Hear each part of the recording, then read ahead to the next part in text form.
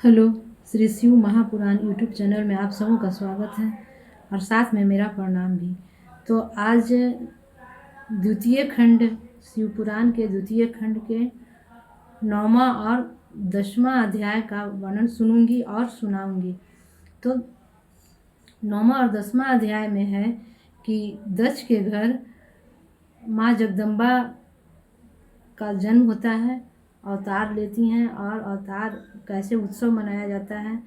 माँ अपना अष्टभुजी रूप अपनी माता को दिखाती हैं और आशीर्वाद देती हैं और कहती हैं कि तुम कभी गर्व नहीं करना। और आगे चलते हैं, पूरी कहानी सुनते हैं। 9वां और 10वां अध्याय में क्या क्या कहानी है इसको सुनते हैं। सुनने के पहले गुरु की स्तुति करती हूँ।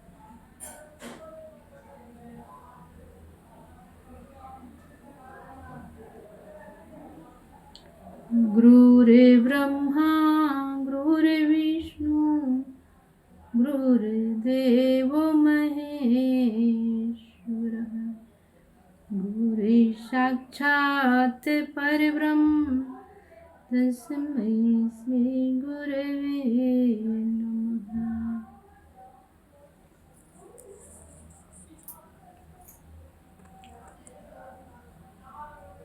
नौवां अध्याय। ब्रह्मा जी ने कहा, हे नारद, जब दक्ष की पत्नी गर्भवती हुई उस समय बहुत धूमधाम से उत्सव मनाया गया। दक्ष ने रीति के अनुसार पूजा की। मैंने तथा विष्णु ने भी उस उत्सव में सम्मिलित होकर दक्ष की पत्नी की सेवा एवं स्तुति की करने के पश्चात दक्ष की प्रशंसा की। सभा समाप्त होने के पश्चात हम सब लोग अपने अपने लोक को लौट आए। 9 महीने बीतने के पश्चात जब 10वां महीना आरंभ हुआ तब चारों ओर अपने आप आनंद के दृश्य प्रकट हुए। सभी मन में हर्षित थे। आकाश में बाजे बजने लगे। ऐसे परमोत्तम समय में श्री महारानी जगदम्बा अवतरित हुई। तीनों लोकों में प्रसन्नता भर गई। उस समय कोई मनुष्य दुखी दिखाई नहीं देता था। तब मैं विष्णु तथा समस्त ऋषि मुनि एकत्र होकर दक्ष प्रजापति के घर गए। अत्यंत प्रसन्नता के साथ बाजे बजने लगे। सब लोग देवी की स्तुति करके कहने लगे, हे शिवा, शिवरानी, तुम संपूर्ण संसार की राजरानी हो। तुम्हारी महिमा अपरंपार है, जिसका पार वेद नहीं पा सके। तुम सबकी माता तथा सबको प्रसन्नता प्रदान करने वाली हो। इस प्रकार हम सब विनय करके अपने अपने स्थान को चले गए। जब दक्ष की पत्नी ने अपनी पुत्री का मुख देखा तो उसको हृदय के ज्ञान से आभास हुआ कि यह आदि शक्ति है तथा इसने हमारे यहाँ अवतार लिया है। माता उस कन्या का अद्वितीय सौंदर्य देखकर पहचान गई।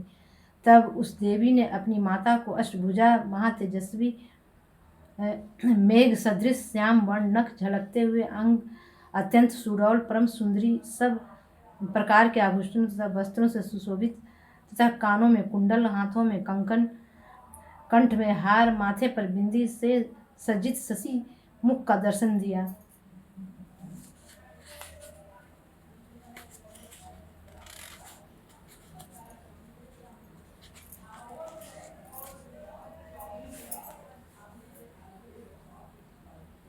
दसवां अध्याय।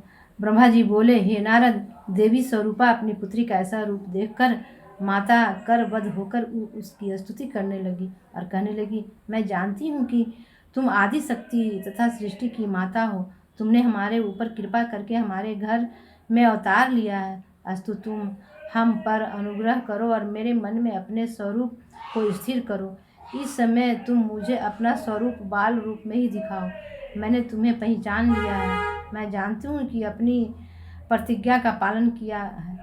ऐसे में तुमको क्या पहचान सकती हूँ, क्योंकि अंत में वेद भी तुम्हारी स्तुति करके हार मानकर चुप हो जाते हैं। उसी समय दक्ष प्रजापति ने आकर बड़े प्रेम से स्तुति की और कहा, तुमने अपने वचन का पालन करके मेरे घर में अवतार लिया है।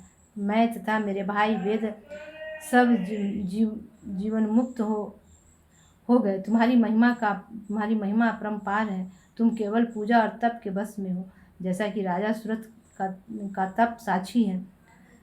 वह अपने तप से ही परम पद प्राप्त कर सका था। तुम्हारा शुंभ और निशुंभ ने भी क्रोध एवं वैमनस्य से मन लगाया तो भी वे ध्यान करने से परम गति को प्राप्त हुए। इसी प्रकार दक्ष ने महामाया की अत्यंत स्तुति करके अंत में यह प्रार्थना की कि अपना यह मनमोहक रूप हमारे हृदय में बसाकर अब जो रूप समय के योग्य हो उसे आप धारण कीजिए, जिससे प्रसन्नता प्रकट हो। इस प्रकार दक्ष तथा उसकी पत्नी अर्थात अपने माता पिता की बातें सुनकर श्री देवी जी बोली कि हे दक्ष पत्नी, तुम दोनों ही ने हमारी बड़ी उपासना की है। हमने भी वरदान के अनुसार तुम्हारे घर अवतार लिया है। अब तुमको यही उचित है कि तुम जिस प्रकार मुझे शक्ति समझते हो उसी प्रकार का विश्वास रखते हुए कभी गर्व न करना। देवी जी इतना कहकर कन्या का रूप धारण कर संसार की रीति के अनुसार रोने लगी। तब यह रुदन सुनकर कुल की असंख्य नारियां समस्त बांदियां एकत्र हो गई। उन सब ने पुत्री को देखकर प्रसन्नता प्रकट की। उस दिन नगर में सर्वत्र प्रसन्नता छाई हुई थी। चारों ओर से जय जय नाद गूंज रहा था। दक्ष और उसकी पत्नी ने वेद एवं कुल के नियमानुसार देवताओं और मुनियों के साथ लेकर वहां उपस्थित हुआ तथा दक्ष ने के निवेदन के अनुसार हमने उस कन्या का नाम सती रखा।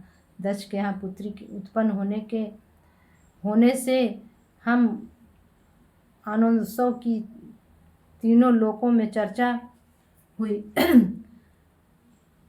दक्ष प्रजापति तथा दक्ष पत्नी ने पुरुषों एवं स्त्रियों का समुचित आदर सत्कार किया। इसके पश्चात सब लोग अपने अपने घर को चले गए। दक्ष अपनी पत्नी सहित सती के प्रेम में निमग्न होकर सब कुछ भूल गए। सती चंद्र कला की भांति दिन दिन पढ़ने लगी। वे प्रतिदिन शिव पत्नी का पाठ करती तथा सदा शिव का ध्यान करती। वे पार्थिव पूजन करती तथा माता पिता की प्रसन्नता की ओर अधिक ध्यान देती थी। यद्यपि उनका शिव में अधिक ध्यान रहता, परंतु इस बात को वे किसी पर प्रकट न होने देती। सती इसी प्रकार वे विचित्र खेलों में मग्न रहती। जब कुछ बड़ी हुई तो उनके मुख की कांति धुनी हो गई। उनकी सुंदरता की समानता तीनों लोकों में कोई भी नहीं कर सकता। लक्ष्मी मोहिनी भी उनकी सुंदरता की समानता न करके अंत में पराजय मान गई। हे नारद, इस प्रकार मैंने दक्ष की कन्या का यह संक्षेप में वर्णन किया है। आज की वाणी मैं अपने शिव गुरु के चरणों में विराम देती हूँ। फिर अगले एपिसोड में 11वां और 12वां अध्याय इसी प्रकार सुनूंगी और सुनाऊंगी।